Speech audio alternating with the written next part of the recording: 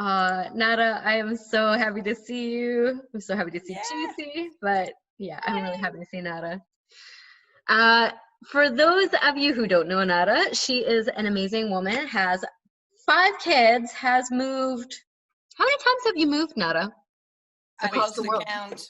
You've like across the world, like there and back and there and back. Yeah, I think when I got to 12, I stopped counting. And like with all those times you've given up your complete household, right? Like you've given up kids' clothes. You have not brought a container of stuff. No. Yeah. So every time you from zero. It's insane. This woman's crazy. So just another, when I met Folga and Nada and their wonderful children, they only had a few children at that point. Now they have more. They would tell us like these crazy stories. They are also serving with Youth with a Mission in Barbados currently. And they have been with YWAM for how many years? 19, almost 20. Oh my goodness. You're gonna have old. You're getting old. You are 20 years. It's crazy. So when we first met you guys, I was like, you told us all these like crazy stories, and I was like, oh God, I don't ever want to experience those things. These stories are horrible. Like they were like crazy. So if you ever get a chance to like sit and chat with Nada, she's amazing. She'll tell you crazy stories that you never want to do, and then it happens to you because you're inspired and you're like, oh, I want a life like that. Oops, sorry. Yeah, so that's what you did to me. How many times? Okay, so one thing I pointed out is that Folga and Nada, with their 5 kids, have walked the Camino de Santiago with how many kilometers is that? Well, we started in France, in Saint-Jean-Pied-de-Port, and we walked all the way on the north of Spain, and we finished in Porto, in Portugal. So the Camino is like 100 kilometers, but we kept on going. So I don't know how much we actually did walk, but it was fascinating. We loved it. We dreamed with it. We have done it as a family 4 times, okay. Not the entire way. Like 4 times. Okay. Yes, not the entire way 4 times. We have done pieces of it, but at least we walked it one time. We walked for 2 months, and we wonder why didn't we start walking from Germany? Why didn't we do that? Why didn't we take 4 months? I mean, it's just the experience is undescribable. And how old were your kids when you did this? Actually, I don't remember how old my other kids were, but I do remember how old my youngest was. The first time we walked the Camino, my youngest was 4 years old. And she walked by herself the entire time. Well, we did have a baby. She was not the youngest, but she was the youngest walking. Yeah. We had a baby that turned 1 year old while we were walking. And on his 2nd birthday, we were walking, and that was the time we walked for 2 months. And my youngest walking was then 5, and she walked over 800 kilometers at the age of 5 without complaining.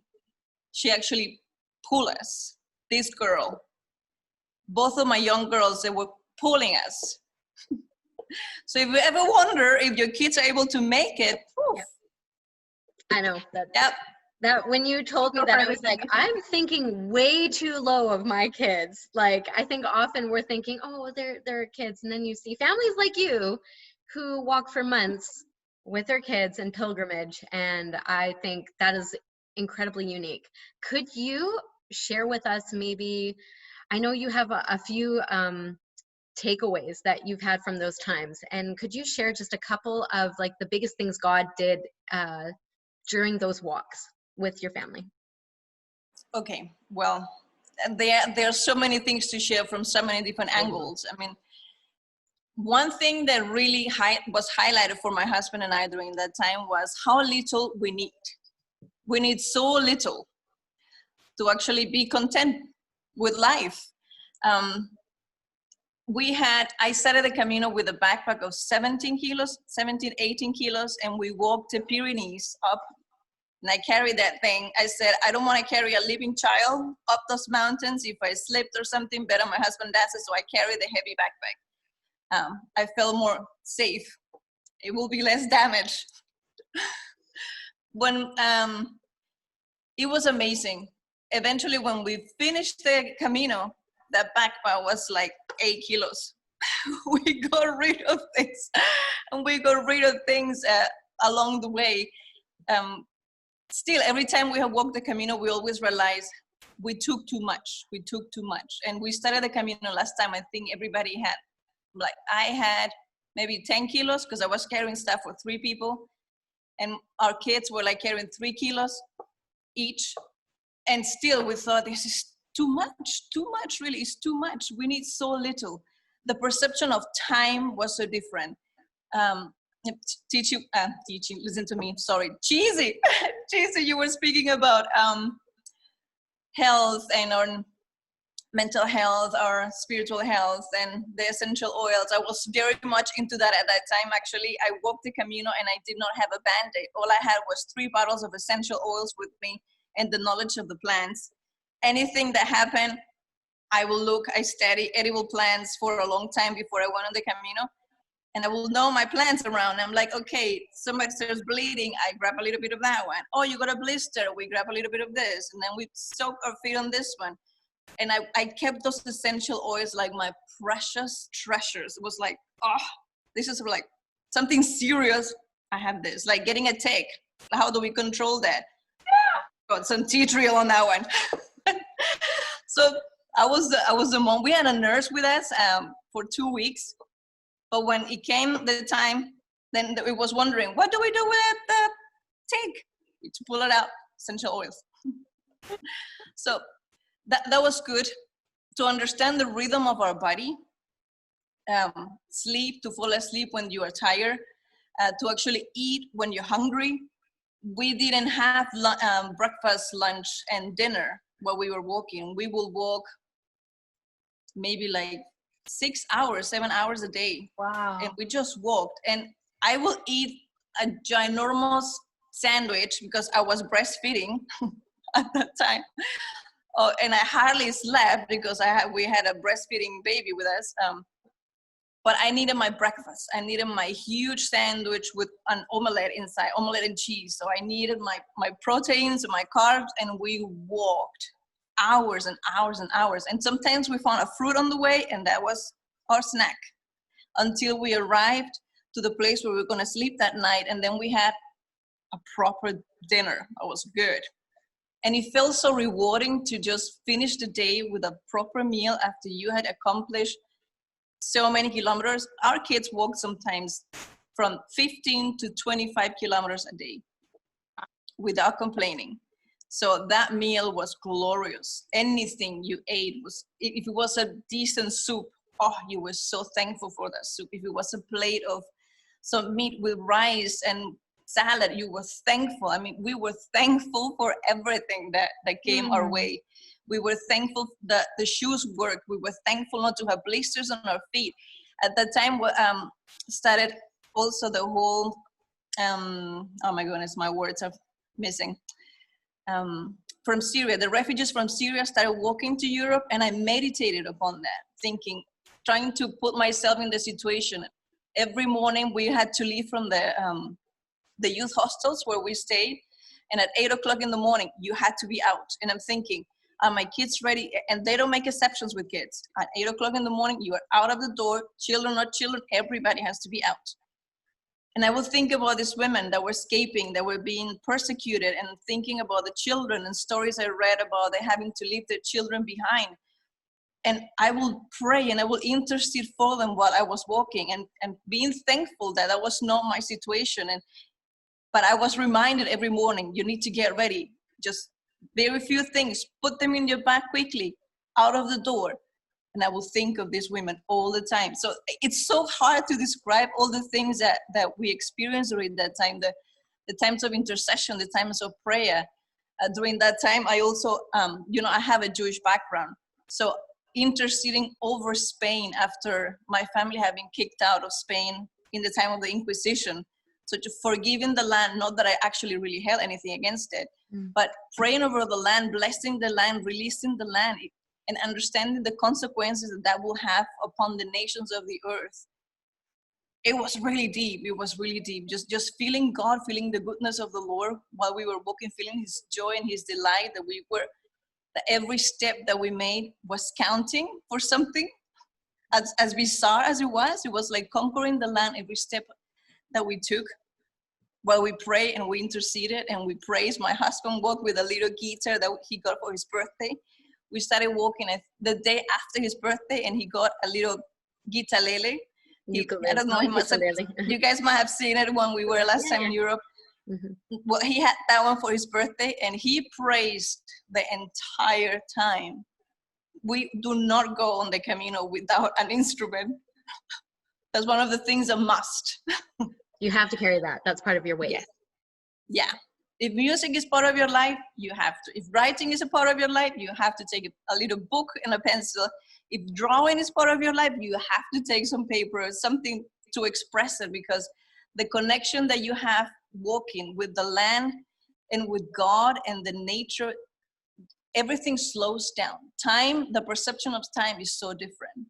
You really appreciate everything that you see. When you're on a car, you're like, oh, the view is so cute, it's so pretty. But when you're walking, you see the same tree for like the distance, and you come closer and you come closer and you come closer, and you can actually really gaze upon the tree for at least 10 minutes. You're just staring at the same tree until you pass the tree, and then something else comes to your view and you focus on that. So you really take time to observe around you, and that brings you to a place where you begin to meditate upon your life, and you begin to analyze your life, and it goes so deep. That was one of the reasons why we wanted to walk the Camino, because we wanted to reach to the people that were walking the Camino. It's such a deep and enriching experience that is so hard to explain unless you live it yourself. Wow. So, okay, how your kids are not perfect super kids. So no. how did they not complain? Because I think if that's probably one thing a lot of us struggle with is this attitude of grumble. And I remember Volker saying whining or complaining is the sound of hell. And that's like, we've been using that with our kids. We're like, you know what? Complaining is the sound of hell. Because I remember hearing Volker say it so often. I agree. Yeah. We say the same thing. Yes. So, Nada, how did you do that your kids were not complaining on this? What's the trick? Well, I think that our journey has really prepared them for that. The fact that we have moved so often and they have needed to give up on things very often. It has been really hard, I confess, but they have also seen that God meets them on the other end. So they're always like, you give up, but then the Lord surprises you with something very different on the other side of the journey. For the walking, we just started walking. We started walking around the house before we went. We had just moved to Spain, and we ended up in a little apartment in Tenerife that was up a hill. And really close by, like maybe 15 to 20 minutes walking, there was how you call that? Like a sea life aquarium place. And we got an entrance for a year.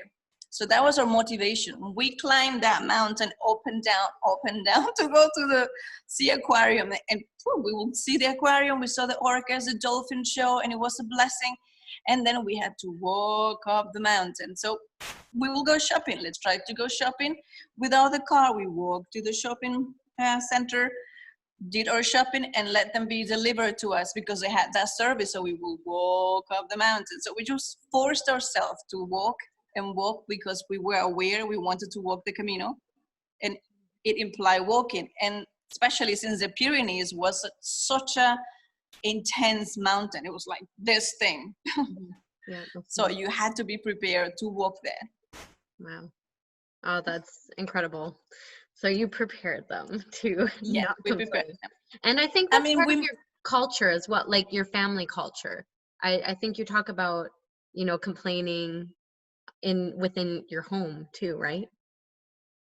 Yeah, well, it has changed a little bit lately, I confess. I think we need to be reminded of that again. They're growing older and they have more opinions. What? Yeah, now they're like teenagers, so. Yeah, Sam was 15. Can you imagine? 15? No, I can't. So I think I first met Samuel when he was like 1, running around that church. So it's crazy. So when I think of your family, I think because we've worked along you guys for a while, and it's been such a wonderful journey when we were together. Well, I can't talk. And one thing that I noticed with you guys, and with you specifically, is that it was really important for you to stay together as a family, to do things together. And you're really protective over your children as well. And I just wanted to know, like, why is that so important for you to be working together as a family, to staying together? Well, why? That's a good question. I don't know if I actually taken the time to answer the why. We're an international family, as you well know. I am married to a German. I am a Venezuelan. Being away from family always made it difficult. So we were an entity at this. I mean, it's just like, okay, how do I say this without sounding critical? We have a prophetic gifting in our family. We are very prophetic. And that sometimes has been difficult for other people to understand. And throughout the years, we have seen that we have to stick together. We have to stick together and really encourage one another within our family. Over and over, we just see this. With wherever we go, it's like, okay. It seems to be that we're ahead of our time. And it's hard to handle. Wow. Yeah. That's good. So when we were serving with you, another thing that I noticed was that you made like an extra effort to still be, how should I say it? Like you wanted to minister, but you never, and you're a really gifted and prophetic woman, and strong and interesting and charismatic, but you're never like, throw yourself into the forefront. You really like serve from within the realm of your home, and you made it work. You made it work that you could like create this environment within your home and with your capacity to love others, to build up a team at that time.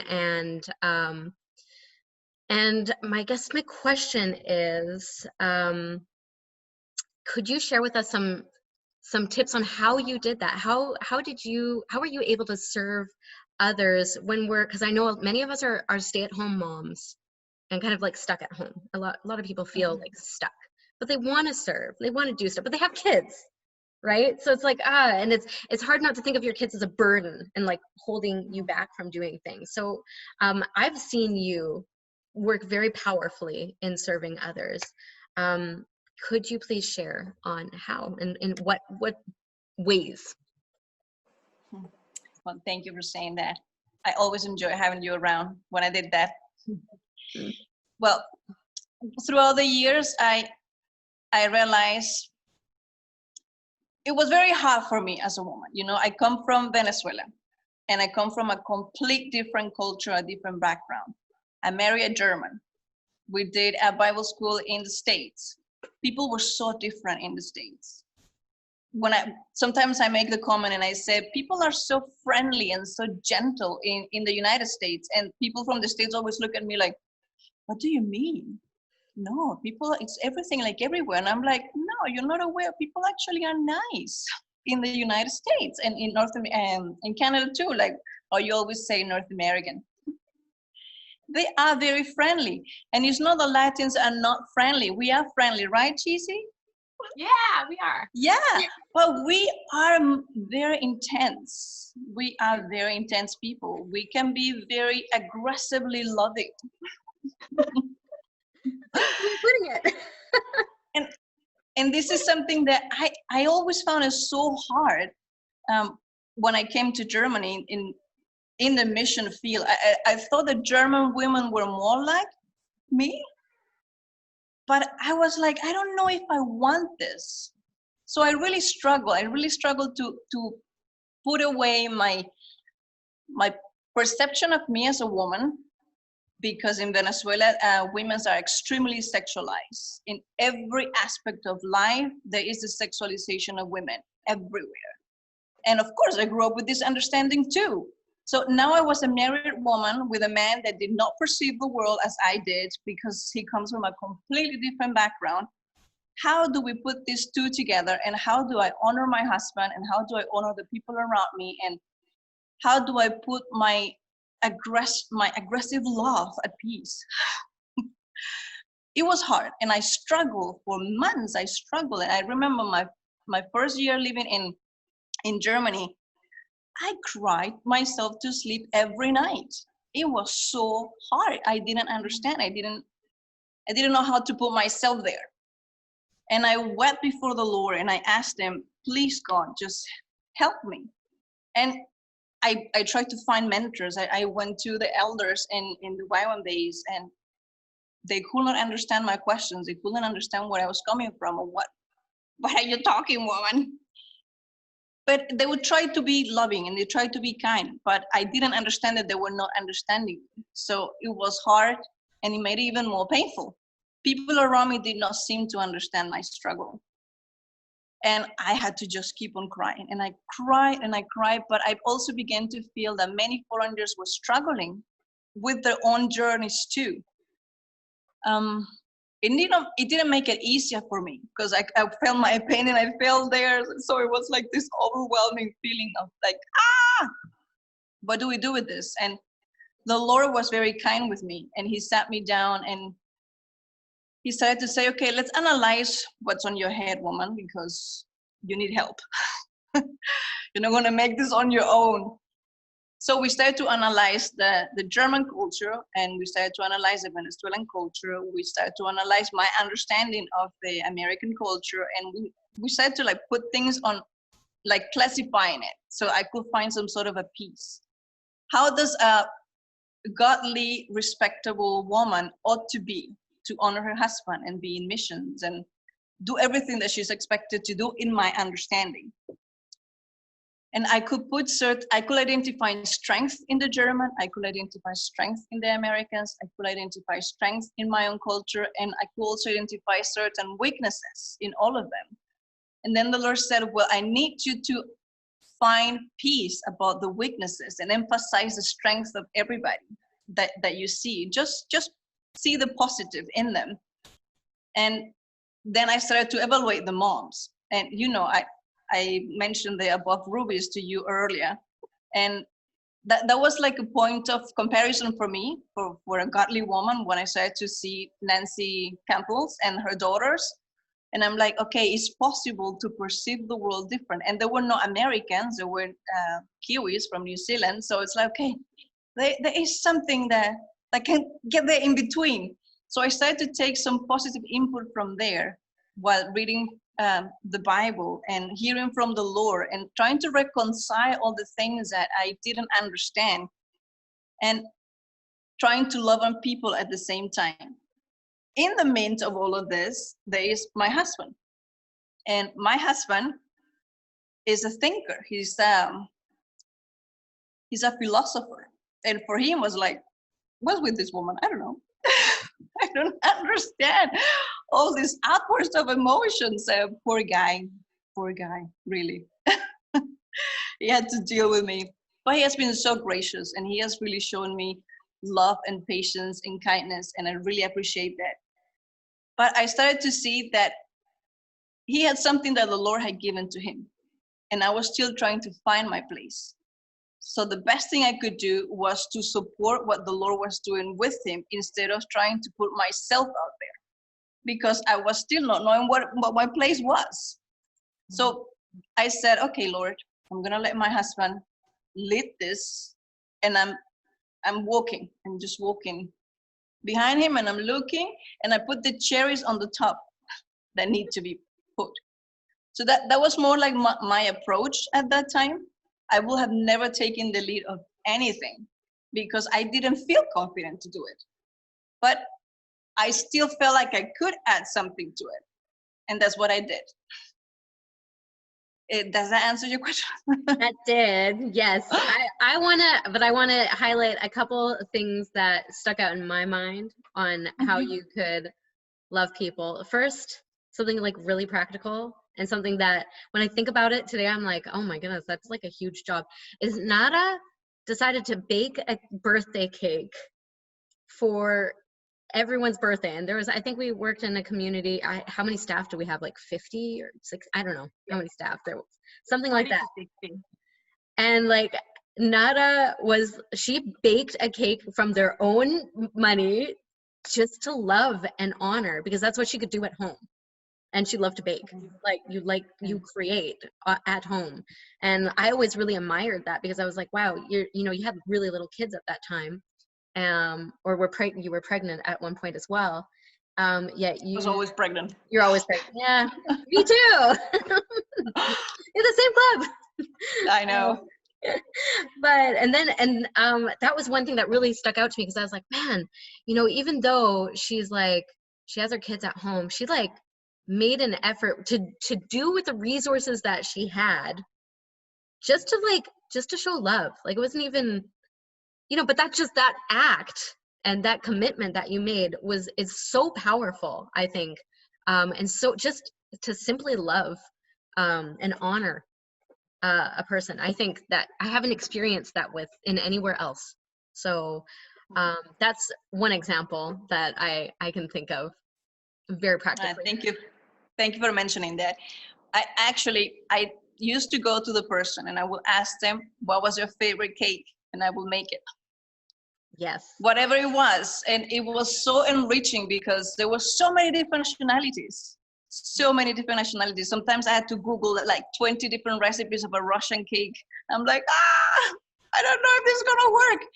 But yeah, I spent a lot of time on that. And it was out of love, definitely, because I wanted the person to be acknowledged. I wanted the person to feel appreciated.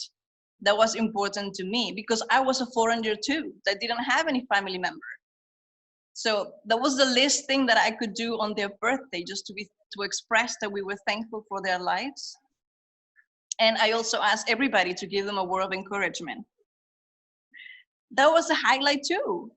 It's a moment to express your appreciation for that person that you don't say every day, at least on their birthday. Yeah. And then you passed that calling over to Taylor, right? And then Taylor was baking for a while. Go, Taylor! Yeah, she did a great job. Now, I have a question for you, Nara. Oh dear, what? Oh dear. Oh.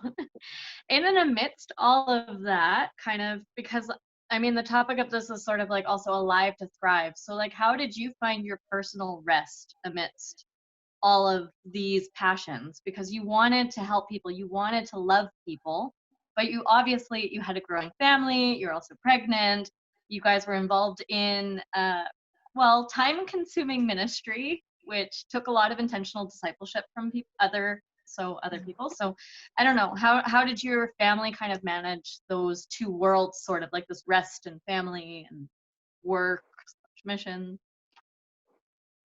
Well, we like nature. So we will just go somewhere to a lake. Somewhere, Pensingen was one of the places we will go to the lake there. We will go on a bike. I like riding the bike, but Volker knows that the only way he gets me to ride the bike is if there is an ice cream on the other side of of the ride. So we will ride to the ice cream place where the Landsberg or in Kaufering, and I'm right there. And then we will ride back, and it was gorgeous. We will go along the Lechterstufe. It was beautiful. Or sometimes we'll go behind. That was great. So that was one of the things. But personally, I need time with God. That's my thing. I need to have that good time with the Lord that completely breaks you down and leaves you weeping on the floor. Like, that's me. That's my moment of rest. When I have that breakthrough of having dealt with whatever thing is overwhelming me. That's very important. And how do you have your times with God? Do you kind of send the kids away? Do you do it amidst kids? Like, how does that work when you're all at home? Do you hide under a blanket? No, I clean the bathroom. You clean the bathroom. Okay. That sure. I mean, I Good started tip. cleaning the bathroom. Put a worship music. I love Misty Edwards. That's just like this very strong. My husband's always laughing about me because he likes like Julie True, like this Kimberly, and I forgot the husband's Roberto or Ricardo, Roberto and Kimberly Rivera. These guys, that's just like very mellow music on the piano, like da, da, da, da. And I'm like, God, are you getting on my nerves? I like very powerful music that will be louder than my own thoughts and my own emotions. And I'm like, okay, you see, I have to tell my husband. They all nodded with their heads. Or lately, I'm starting to take a ride. I'm driving. I take my very loud music. I play it as loud as I can handle, and I go for a ride. And I just go for a ride with the Lord. And I cry, or I sing, I scream, I pray, I intercede, and when I come back, it's like, oh, good, we're good. Hey. I realize I need to do something physical without an effort. Not like I have to be jumping, doing a workout. No, but I have to entertain my mind so that I can not be distracted. It's bizarre, but I realized this. So I clean the bathroom and I'm focusing on the bathroom, but my mind is really still very active. And with the music on the background, whoop, I find that connection with God. And it has made it very easy for me. And then you have a clean bathroom at the end. There you That go. also feels great. Amazing. I have done that also, clean the kitchen. No, doesn't work with cleaning the fridge. It's very upsetting to see the fridge dirty. But yeah, with a good clean in the kitchen, it has worked. My kids know when they find me doing something and they see me crying, they're like, oh, my mom crying again. She's just talking to God. I'm like, poor kids. Awesome. Oh, I'm telling you. That's beautiful. That is really good. Okay, so I had this thought the other day, and I'm wondering if maybe you had some thoughts with it, because I've always enjoyed talking to you about things. You always have like a different kind of unique thought that maybe at first I say, stupid, I don't understand. It doesn't make any sense. Why would you say that? I remember. How does that even work? That's dumb. Why would you do that? So, I don't think you'll think this is dumb though. I've been thinking about the difference between productivity and fruitfulness, and I think that's like been a big thing. Like, you know, especially in like the personal development scene, or like people want to get better, be their better selves, get productive, like have schedules and routines and blah blah blah. And I had read something the other day that it was like, you know, we're called to be fruitful, not productive. And I'm wondering if you have some thoughts on that. Danny. No, I really enjoy talking with you always. I mean, if we would have posted any conversation we had, whoo, Lord Jesus. Well, we actually had this conversation last year here on the Wyvern base with a group of teachers. We had a teachers training, and we were thinking about who was productive and who was fruitful. We used the exact same words. And what we all agree was we were aiming at educating kids that will show the fruits of the Spirit, that they will be good citizens instead of just having amazing jobs and having like the super income. So that was like the thing that we could identify. What's productivity? You can have all the money in the world and be an asshole. You could. So what do you want? Do you want to actually be a good person that is loving, that is caring, that is kind, that is gentle, that respects your family, your environment, your community? I mean, on top of that, you want to be a millionaire, great. But I mean, those will be my thoughts in it. Are you happy?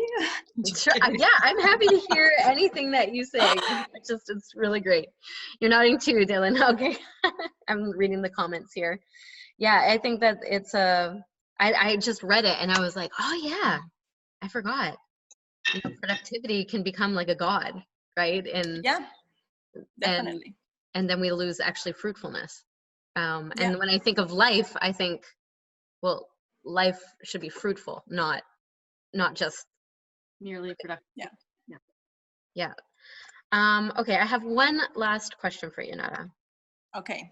And I would like, is there anything else on your heart that you'd like to share with a mom who's feeling alone and, she's wrestling with, like these things that you were wrestling with at the beginning, and maybe she's feeling tired and overwhelmed with life. Do you have some words for her? Well, actually, you sent me that message a couple of weeks ago about what the theme was going to be. And I was breaking my head. What am I going to say? What am I going to say? What am I going to say? And I'm not the type of person that tells you the 1, 2, 3 steps. I'm not. And I was like, okay, I'm just going to trust the questions that Danny's going to throw at me, whatever they're going to be. But this morning, finally, there was something that came to my mind, and I'm like, yes, hallelujah. So I made just two little points. As amazing as it is, I made 2 points. Good for you. Yes. I was thinking, okay, to take the time to do the inner work, because it's not as much what comes to you, but it's in you. That was one thought that I had. We can sometimes want to fix things the easy way, because like thinking of productivity, for example, you have so much to accomplish today. And you want to have your list. You North Americans are excellent making your list and your checklist, point. I need to feel accomplished at the end of the day. That's not me. I'm like, oh, I made a list 3 months ago. I made a list once. Oh, and really, I mean, I don't know how you guys do with your list, but if I were to make a list, I will be like 15 diapers change. Okay, let's make the square. So I come at different times with them, I'm like, yes, I changed so many diapers. Yes, I've cleaned how many spills in the day? I mean, you don't write that on your list, right? But at the end of the day, you do that like 10,000 times, and that's just never celebrated. So if you make a list and you make like 1 point out of what you intended to be, I will feel so frustrated. So that's why it doesn't work with me. But there is still this feeling that we can be so overwhelmed with what we have to do, especially as women, as moms. When the husband goes out to work and you stay at home and your work is not acknowledged because you are at home and you're just being, you're at home. What are you complaining about, woman? You're at home the whole day. And nobody is aware of all the skills that you picked up, of if cooking was easy or was not, if you have children at home or if you send them to school, you still have laundry to do, you still have to clean the house. I mean, the list just never ends. And if you have little ones, I mean, it never stops. And on top of that, arrives the electricity bill, the water bill, and all the bills, and the phone bill, and whatever your husband feels like, and you might feel like it's too much for you and nobody's noticing it, and you build up a little bit of resentment in your heart, and anything that comes at you is going to be explosive. Anything, you name it, is going to be explosive, and you're going to hate everything, and everything is going to be overwhelming because there is something within that has not been addressed. And that was what I meant with I had not found my place yet. So I had to say, husband, you better run in front, be free to run in front, and I stand behind you. And I still had to try to figure out my place. And whenever he came back and he complained about the house being a mess, I would be like,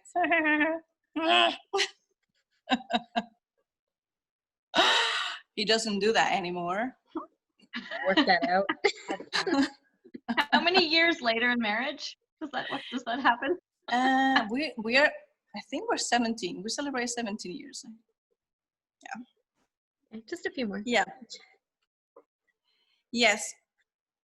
But I realized just having that seed, allowing that thought in your head that it's too much for you, or that somebody is not acknowledging it, or nobody's being aware of what you do. Like just allowing those little thoughts makes such a big sea of emotions later. When we just allow those little thoughts, nobody's seeing what I'm doing. So it's not as much as life is gonna throw stuff at you all the time, just never ends. It never ends. You can be the happiest of persons and be a millionaire, be super productive, but if there is no fruitfulness inside there, if there has not been this deep work of the soul, where there is no pain and no anger and no resentment against people around you, then nothing pretty is gonna come out of it. Or your mouth, I mean. That's good. So that's a tough one. That's a tough one. Why do I have to do more? Why do I have to do this now? Why do I have to do that? My kids start to say that now, and I'm working about this with them. Why do I have to do the dishes? Because they have chores. That's something I didn't grow up with. I didn't have that. That was like foreign concept to me. And I'm having that with my kids. And I hear all the time now that they're teenagers and they have a strong opinion. Why do I have to do the dishes? Why do I have to pick up this? And why do I have to pick up that? And they get very upset. And then I'm repeating myself over and over and over. Because we're a family, because we do all the work together. And my house never looks in order. It never does, especially since the kids are doing the chores. I have to be content and I have to be happy with whichever way it looks like. But we're trying to address the issues of the heart. I mean, that for me is the highlight. If you want a strong marriage, if you want a stable marriage, you have to address the issues of the heart. It's not if you have a debt or if you don't have a debt, if you have 10,000 bills to pay, if the children threw up 20 times today. It's about solving the issues of the heart. But it's a fact. It's a fact. It's a fact of life. I see Taylor, your face, that's why I'm saying it. Struggles are gonna come. And I was actually thinking, while I was meditating upon that, that's where I got these ideas. The last 2 years were extremely intense. And we have moved uncountable amount of times. I lost the track of times we have moved from one continent to the other. We have had 5 children, 2 born in Germany, 2 born in Curacao, 1 born in Barbados. I had C-section, natural birth. I mean, just so many different life scenarios. I have tried so many things, but nothing prepared me for having my husband feeling sick. When my husband fell sick, that was one of the hardest things I have ever had. And that was very recent. That was very recent. It was difficult, very difficult. Seeing my strong husband in whom I rely, and he is the man, he has the wisdom, offers the leadership, and I have so much expectation on him being this way. I didn't realize until he wasn't. And there was one day when I had to make the decision. I realized, can I allow my husband to be weak for once? Can he be weak? Am I gonna be strong for the both of us? Actually, for the 7 of us. Can I be strong for the 7 of us right now? He carries all that weight all the time. Am I taking it for granted when he's being weak for the first time? Can I grant him the allowance to be weak? That was an eye-opening moment for me. He was sick for a long time, like 1.5 years, he was sick. And he was feeling terrible. He thought he was gonna die. And he needed my strength like he had never before. And just being able to look at him in a place of need and say, do I still respect this husband? Do I still respect this man that has given me everything? Am I still going to submit to him right now? Or am I going to take the lead of this? That was a very challenging moment. And I said, no, he's still my husband. I will still submit to this man, even if he is super hurting right now. That was crucial. When I set my heart on honoring my husband and respecting my husband, whatever came our way, even if I saw him completely breaking down, I began to see that he looked at me very differently, very differently. At his weakest points, I saw his eyes wanting my strength, and he longed for me in a way that I never imagined.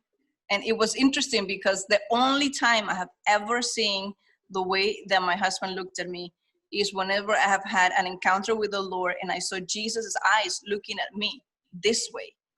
And I was like, whoa, I know this look. These are the eyes of Jesus. And it was a longing and a desire for me that was not sexual. It was a strength that, and I understood also what Jesus longs on his bride is that she will be strong too, that she will believe the words that he has said and that she will stand next to him. It's not a woman that is dragging on his legs like, help me up, please.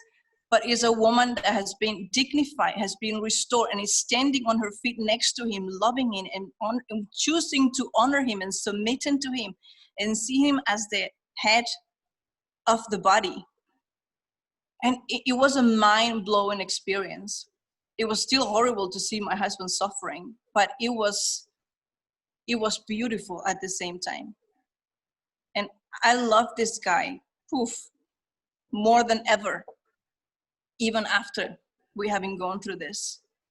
So checking your heart and letting God to just work with you, not allowing resentment against your husband, because that's every day.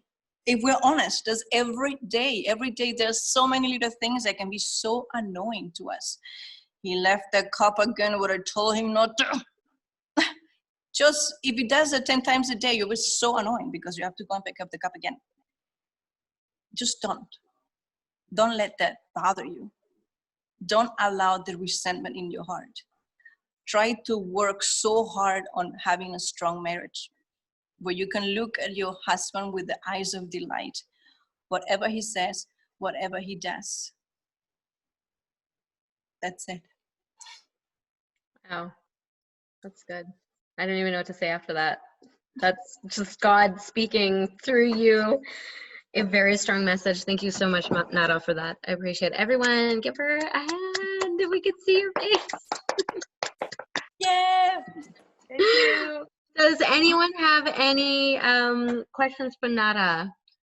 We can take a couple questions before we move on to our last bit. Speak now or forever hold your peace. Or just tell me and I'll connect you with Send me a message. Then you can message. Wow, that was really good. Thank you so much, Nada, for sharing that. Of course. Okay. Yeah, that would be a good question. Where can people connect with you, Nada? I saw that you recently started your own Facebook page. Yes, I did. Well, it's very easy. Naraleska Perez is my name. I can write it down for you guys on the chat so you can see it. I just started a page where I share impressions from the Lord, but you can always send me a message. I try not to be so personal on that page. I still want to honor my husband. I'm like, yeah, you know, he did this and he did that. I'm like, I try left not his coffee cup there again. Maybe you can do the same thing in the chat, and then we can put it on our Facebook group as well, so that anyone, sure. Because this is also being recorded, there are going to be people who want to touch base with you probably after the recording. I've had like a bunch of emails about people who couldn't make it, so I'll make sure that they'll get a recording of this and know how to connect with you. So thank you. You're gonna leave this recording in the page of the Wild Happy Family?